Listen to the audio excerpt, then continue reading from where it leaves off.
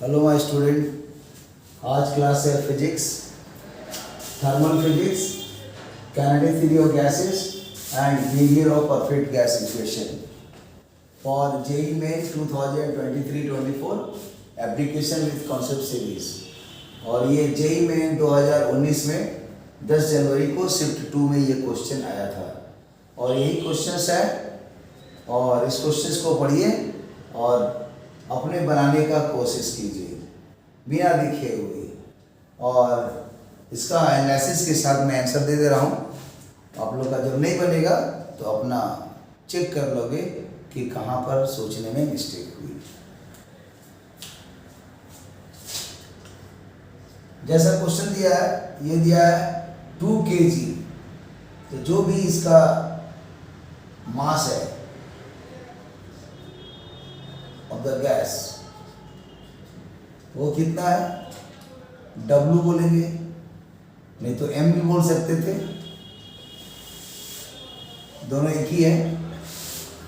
2 kg ऐसा ही unit, और monoatomic है तो लिख सकते हैं कि फॉर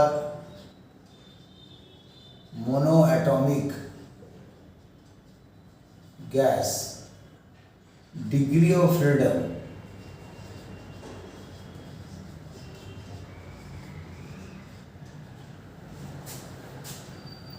थ्री होता है, मतलब 3 translation motion along X, along Y, along Z. और जो इसका गामा होगा, जिसको CP/C भी बोलते हैं, वो होगा यहाँ पर D+2/D। ये कंसेप्ट होता है, आप लोग इसको चाहें तो ड्राइव करके देख लीजिएगा। तो डिग्री फ्रीडम 3 है, ये 2 है, ये 3 है, तो 5/3 हो गया। तो गामा देने से डिग्री फ्रीडम निकलता है, डिग्री फ्रीडम देने से गामा निकलता है। ये कंसेप्ट है जो साइड में लिख देते हैं कि gamma is equal to D+2/D। इसको कोशिश कीजिएगा कि ये कैसे आया, मतलब इसका डेरिवेशन, और ये आ जाएगा theory of equipartition energy and degree freedom के कॉन्सेप्ट से ये ड्राइव हो जाएगा। अब है यहाँ पर क्वेश्चंस में ही सारा चीज दिया हुआ है, बस क्वेश्चंस को एनालाइज करना है, समझना है। तो जो जो दिखाई दे रहा है हम लिखते चल जा रहे हैं। 2 kg एक्सप्लेन कर दिए, मोनोटोमिक वो भी एक्सप्लेन कर दिए, गैस है ये, मैंने आइडियल गैस है, प्रेशर दिया हुआ है, तो प्रेशर जो है, pressure of the gas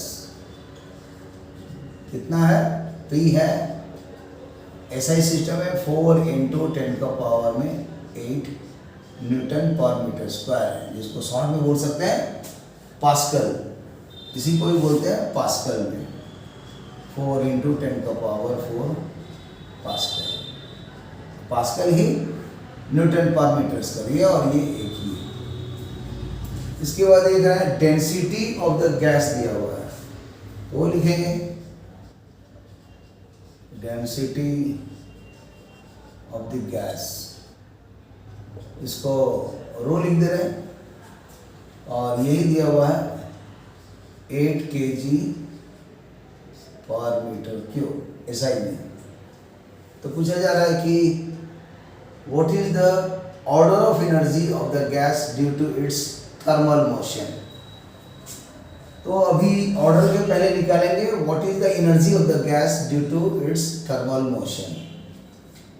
thermal motion में है और उस समय ये इसका कितना एनर्जी है, तब उसके बाद ऑर्डर निकालेंगे।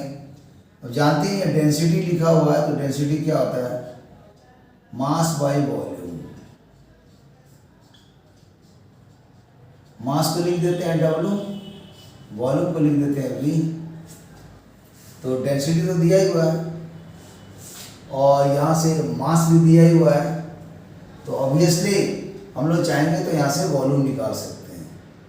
और वो कैसे निकलेगा, तो डेंसिटी का वैल्यू इतना पुट कर देंगे, मास का वैल्यू ये पुट कर देंगे, वॉल्यूम निकल जाएगा। जो यहाँ बैठा भी देते हैं, देखिए W हो गया 2 kg डिवाइडेड बाय वॉल्यूम। तो ये वाला इसके बराबर है, सो लिख सकते हैं कि 8 kg/m³ is equal to 2/v। यहाँ 2 जो है वो किलोग्राम में है, यहाँ भी यूनिट लिख देते हैं। इसका यूनिट लिख दिए, इसका यूनिट लिख दिए, बट इसका अननोन का यूनिट डायमेंशन कुछ नहीं लिखेंगे। सॉल्व करेंगे अपने आप को आंसर देगा। तो v क्या होगा, क्रॉस कर देते हैं, तो दिस इंटू दिस बराबर इतना हो जाएगा। तो v क्या होगा, नीचे आ जाएगा, तो आ जाएगा 2 kg डिवाइडेड बाई 8 kg/m³। मतलब हमने यूनिट डायमेंशन का यूज करते हुए यूनिट भी बैठा दिए हैं। तो कट करके तो 1/4 हो जाएगा, kg कैंसर, मीटर के ऊपर आ गया। तो ये यूनिट भी आ गया और न्यूमेरिकल वैल्यू भी आ गया वॉल्यूम का। और जो भी गैस का एनर्जी है तो लिखेंगे कि energy of the gas due to thermal motion, energy of the gas due to thermal motion. क्यों थर्मल मोशन बोला जा रहा है ये भी समझिए। यहाँ पर गैस का प्रेशर दिया हुआ है, मास दिया हुआ है, डेंसिटी दिया है, इसका मतलब जरूर कोई ना कोई टेम्परेचर होगा। देखा जाए कैसे, तो एक रफ किया जाए यहाँ पर कि PV = nRT होता है फॉर एन आइडियल गैस।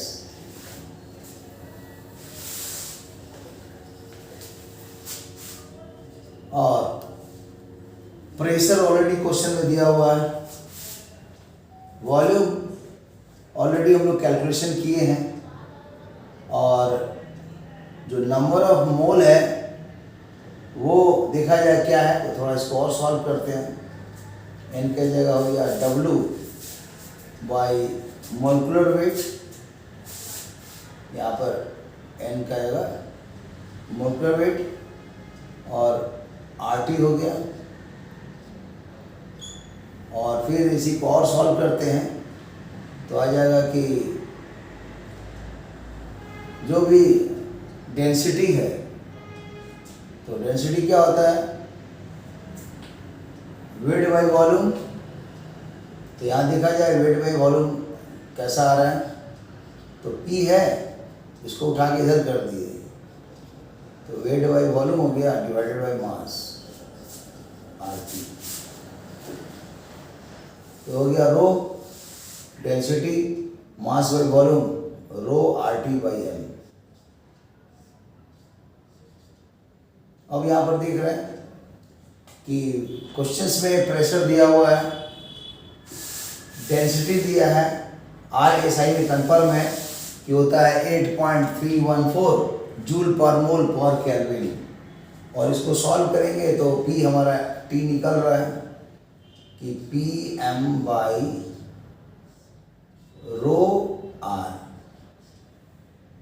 तो ऑब्वियसली यहाँ पर प्रेशर है क्वेश्चंस में, फिर मोलिकुलर वेट इस गैस का होगा जो कि मोनोटोमिक गैस है, और वो यहाँ पर क्लियर नहीं है कि क्या है। तो मतलब कुछ ना कुछ तो होगा, क्योंकि यहाँ गैस का नाम नहीं लिखा हुआ है, खाली मोनोटोमिक लिखा हुआ है। तो कंफर्म है कि M कुछ ना कुछ आंसर है, लेकिन वो अभी क्लियर करिए कि क्या है, और सोचिए उस पर जरूर। रो भी हमको मालूम है, तो जब हमको डेंसिटी मालूम है, प्रेशर मालूम है, R मालूम है, और गैस का कुछ ना कुछ तो मोलिकुलर वेट होगा। अब दिमाग लगाइए कि मोलिकुलर वेट निकलेगा कैसे। तो सपोज कीजिए कि अगर मोलिकुलर वेट निकल जाए किसी भी तरीके से, तो ये शो कर रहा है कि टेम्परेचर्स यहाँ पर कुछ ना कुछ है, जो कि मतलब मोलिकुलर वेट का डायरेक्टली प्रोपोर्शनल है। अगर डेंसिटी मतलब जो सप्लाई है फिक्स्ड है, यहाँ पर R भी फिक्स्ड है, कांस्टेंट होता है। अब प्रेशर भी ऑलरेडी ये पर्टिकुलर प्रॉब्लम के लिए इतना दिया हुआ है, तो इस सिचुएशन में ये m का नाम जैसा आएगा उसके अनुसार ये टेम्परेचर शो का, मतलब ये शो कर रहा है कि टेम्परेचर है, और टेम्परेचर होने के चलते ही बोल सकते हैं कि ये थर्मल मोशन में है। और जब भी थर्मल मोशन में है इसका मतलब सिस्टम का कुछ ना कुछ एनर्जी है जो इंटरनल एनर्जी के फॉर्म में रहता है, और वो कितना रहेगा, तो energy of the gas due to thermal motion, इसी को बोलते हैं U, जिसको बोलते हैं इंटरनल एनर्जी। इंटरनल एनर्जी, और ये कितना होगा, हमेशा होता है NCVT। एक और होता है कॉन्सेप्ट जिसको हम लोग बोल सकते हैं कि फॉर 1 डिग्री ऑफ फ्रीडम, और मतलब 1 एटम का जो आंसर्स होता है वो होता है ½ kT, और उसी को ही सॉल्व कर करके फाइनली n मोल के लिए यही आंसर आएगा। तो एक ऑप्शन है कि बेसिक लेके चलिए कि 1 डिग्री फ्रीडम के लिए जो भी एनर्जी एसोसिएटेड होता है वो भी एक एटम का होता है ½ kT, और यूनिटरी मेथड लगा करके पता लगाइए कि वो मतलब जो भी गैस है उसका मतलब डिग्री फ्रीडम कितना है। तो अगर 1 डिग्री फ्रीडम के लिए मालूम चल गया कि ½ kT है एक पर्टिकुलर टेम्परेचर में, जहाँ K क्या है, बोल्ट्जमैन कांस्टेंट है, T टेम्परेचर्स है, और जैसी डिग्री फ्रीडम पता रहेगा तो यूनिटी मेथड से आप डिग्री फ्रीडम मल्टीप्लाई कर देंगे ½ kT के साथ D, और फिर उसी में वो एक एटम का है, और जैसे अगर उसे पता चल जाए कि नहीं डिग्री फ्रीडम उस गैस का जो नाम है मोनोटोमिक है, तो स्वाभाविक है डिग्री फ्रीडम 3 होगा तो 3 से गुना करेंगे। अगर वो डायटोमिक होगा तो उस समय डिग्री फ्रीडम उसका 5 हो जाएगा लो टेम्परेचर पर, हाई टेम्परेचर पर 7 हो जाएगा, और पोली रहेगा तो इन जनरल हम लोग 6 बोलते हैं, 3 ट्रांसलेशन 3 रोटेशंस। तो डिग्री फ्रीडम मल्टीप्लाई करना पड़ेगा, क्योंकि 1 डिग्री फ्रीडम का पता है, और D डिग्री फ्रीडम का D से मल्टीप्लाई कर देना पड़ेगा। मान लीजिए कि 1 डिग्री फ्रीडम का आंसर एक एटम का गैस का है ½ kT, तो अगर D डिग्री फ्रीडम है तो D से मल्टीप्लाई करेंगे, D इंटू ½ kT, और वो पता चलता है मतलब कि एक मॉलिक्यूल का हो गया, क्योंकि डिग्री फ्रीडम हम मल्टीप्लाई कर दिए हैं। क्योंकि डिग्री फ्रीडम अगर मान लीजिए 5 है, इसका मतलब डायटोमिक आप मान करके एक मॉलिक्यूल का निकाल रहे हैं। अगर मान लीजिए 7 से मल्टीप्लाई कर दिए तो हाई टेम्परेचर पर वो 7 हो गया डायटोमिक। अगर वो 6 लिख दिए हैं तो वो पॉलीएटॉमिक हो गया, डिग्री फ्रीडम 6 हो गया, तो वो एक मॉलिक्यूल को शो कर देगा। फिर इसको एवोगाड्रो नंबर लगा करके आप उसको n मोल के लिए, अर्थात पहले 1 मोल का निकालना पड़ेगा, 1 मोल में n मॉलिक्यूल्स का निकालना पड़ेगा, n से मल्टीप्लाई करके। ½ kT को डिग्री फ्रीडम से मल्टीप्लाई करेंगे पहले, और फिर उसमें मतलब 1 मोल सोचेंगे तो n मॉलिक्यूल है तो n मॉलिक्यूल से मल्टीप्लाई करेंगे, और फिर जब जो वेट दिया है तो उसके करस्पॉन्डिंग में नंबर ऑफ मोल निकाल देंगे, तो उस नंबर ऑफ मोल n से मल्टीप्लाई करेंगे, तब जो आंसर आएगा वो आंसर ही इस आंसर के बराबर होता है। जो हम यहाँ कोशिश करते हैं कि अगर आपको समझ में आ जाए तो अच्छी बात है। अगर निकालेंगे सबसे पहले तो आएगा ½ kT, इसके लिए kinetic energy for 1 degree freedom of any atoms and for the temperature T/T, मतलब टेम्परेचर T/T है तो जो भी होता है काइनेटिक एनर्जी, जो भी इसका एनर्जी होता है इंटरनल एनर्जी, वो काइनेटिक एनर्जी के फॉर्म में रहता है, और वो translational kinetic energy, rotational kinetic energy, और कभी कभी वाइब्रेशनल काइनेटिक एनर्जी, ये सब रहता है। तो ½ kT आया 1 डिग्री फ्रीडम के लिए, और वो भी एक मॉलिक्यूल का बोल सकते हैं, ऐसे सोचिए, क्योंकि अगर मोनोटोमिक है तो मॉलिक्यूल और एटम एक ही होता है। लेकिन जैसे ही डिग्री फ्रीडम अगर मान लीजिए कहीं पर लिख देते हैं डिग्री फ्रीडम 3, तो डिग्री फ्रीडम जो भी होगा उससे हम मल्टीप्लाई कर दीजिए। जो डिग्री फ्रीडम अगर मोनोटोमिक होगा तो 3 आएगा, अगर डायटोमिक है तो 5 हो जाएगा, अब पॉलीटोमिक है तो 7 आ जाएगा, 6 आएगा सॉरी। और 5 और 7 भी होता है, लो टेम्परेचर पर डायटोमिक के लिए 5 होता है और हाई टेम्परेचर पर 7 होता है। लेकिन कुछ नहीं देगा तो आप सीधा 5 लेके बनाइए। तो इस तरह से ये एक मतलब डिग्री फ्रीडम के लिए जो आ रहा है हाफ के टी हो रहा है, लेकिन जब डी डिग्री फ्रीडम होगा तो उसे डी से मल्टीप्लाई करेंगे। और फिर अगर मान लिया जाए ये तो एक मोलिक्यूल का निकला, या आप पूछ सकते हैं एक एटम का निकला, जो कि यहाँ मोलिक्यूल एटम एक ही हो जाएगा जब डिग्री फ्रीडम मल्टीप्लाई कर दिए तब। जैसे मोनोटोमिक है तो D3 आ जाएगा, डायटोमिक होगा तो ये 5 हो गया, तो 5 जब हो जाएगा तो एक मोलिक्यूल का हो गया, अगर 6 भी हुआ तो एक मोलिक्यूल का हो गया, तो फाइनली ये एक मोलिक्यूल का आ गया डी से मल्टीप्लाई करने पर। और जैसे ही मोनोटोमिक होगा तो एटम और मोलिक्यूल एक ही हो जाएगा, मैं फाइनली मोलिक्यूल बोले। और इसी को अब मान लो हम मल्टीप्लाई कर देंगे n से, तो ये हो जाएगा 1 मोल का। और जैसे ही अगर मतलब n मोल दिया हुआ है तो n से मल्टीप्लाई कर देंगे।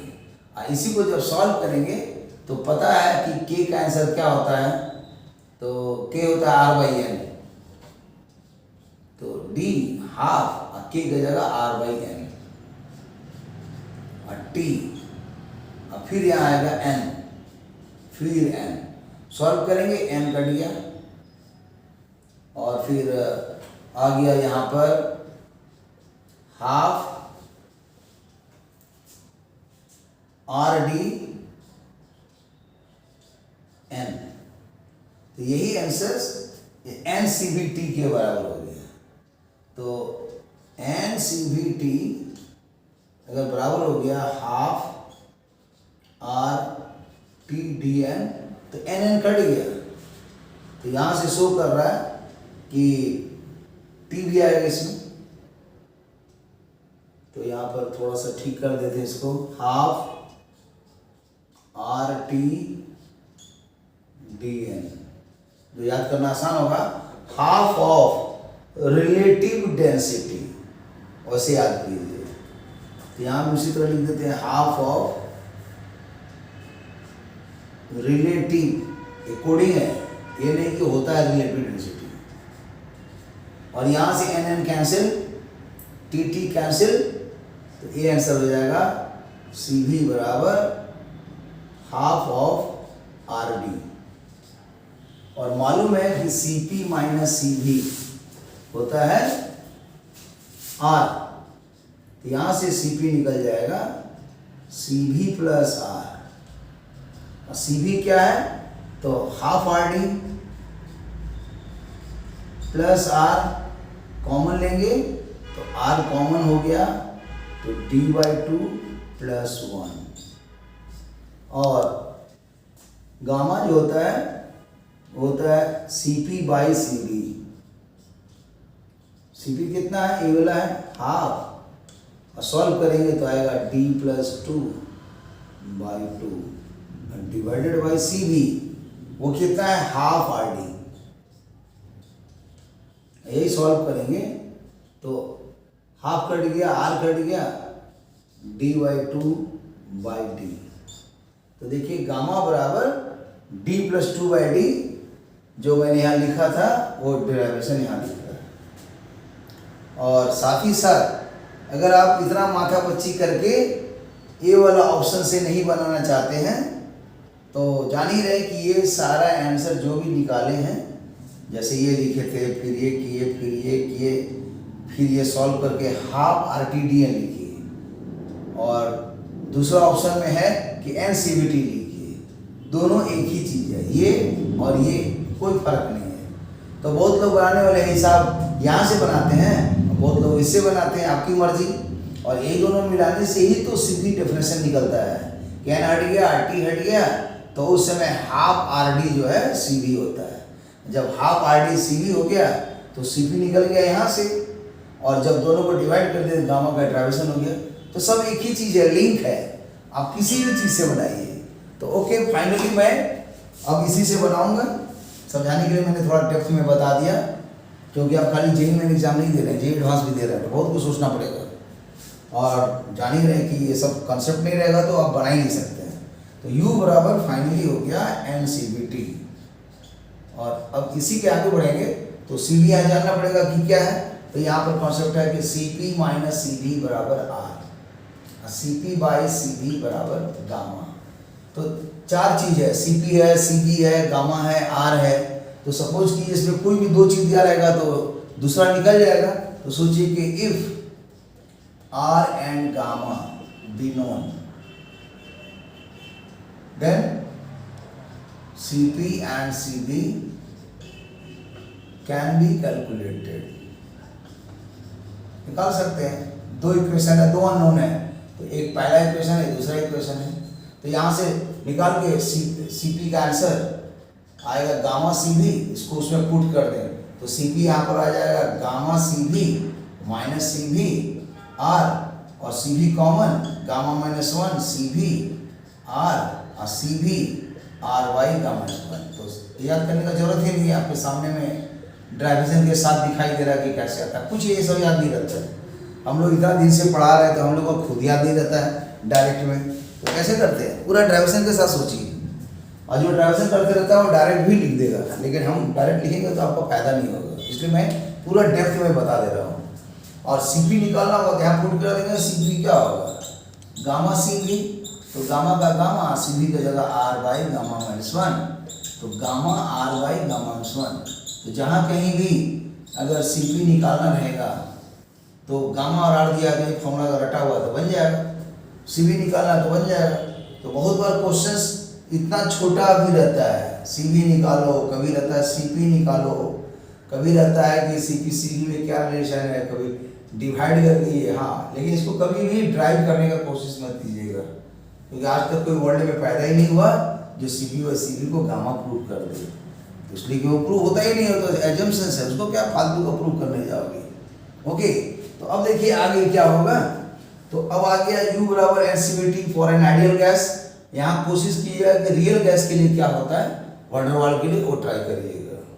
तो लिख देते हैं फॉर एन आइडियल गैस या परफेक्ट गैस का है। अगर ये रियल गैस होगा वंडर वाल का तो क्या आंसर होगा पता लगाइए, ड्राइव कीजिए और कमेंट बॉक्स में उसको लिखिए। ओके, और फिर n मोल का भी निकालिएगा। तो यहाँ पर n का जगह n बैठ जाएगा, CV कौन हो गया अभी फाइंड किए थे R बाई गामा माइनस 1। मतलब पूरा अलजेब्रा का यूज करना है, पहले वैल्यू नहीं बैठाना है। वैसे मैं जानबूझ के थोड़ा सॉल्व कर दिया, लेकिन जरूरत ही नहीं है, डेंसिटी से डायरेक्ट बनाया जाएगा। जरूरत क्या है जना कि ये मास बाई वॉल्यूम लिखेंगे, मास दिया हुआ है, डेंसिटी दिया है, इसलिए भी निकलेगा, कोई आवश्यकता नहीं है। अलजेब्रा यूज कीजिए, क्योंकि यहाँ पर क्या है ज़्यादातर अलजेब्रा लगेगा, इसमें तो बहुत ज़्यादा वेक्टर लगने वाला है नहीं।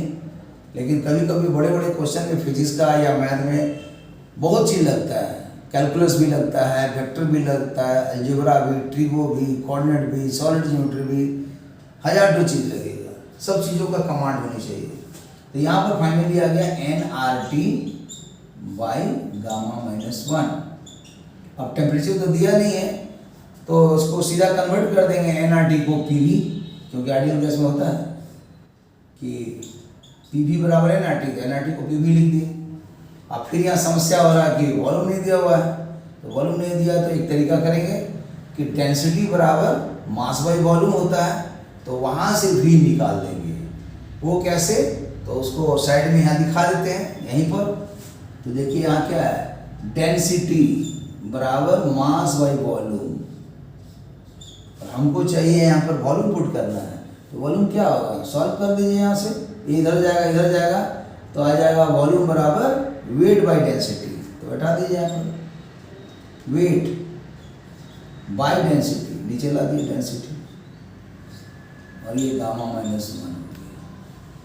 अब इसमें बैठा दीजिए कि P कितना है, तो वाला पुट कर देंगे, W कितना है तो देखिए वाला पुट कर देंगे, डेंसिटी कितना है तो ये वाला पुट कर देंगे, गामा क्या है मोनोटोनिक गैस है तो गामा इसका निकालना पड़ेगा कि कितना होगा।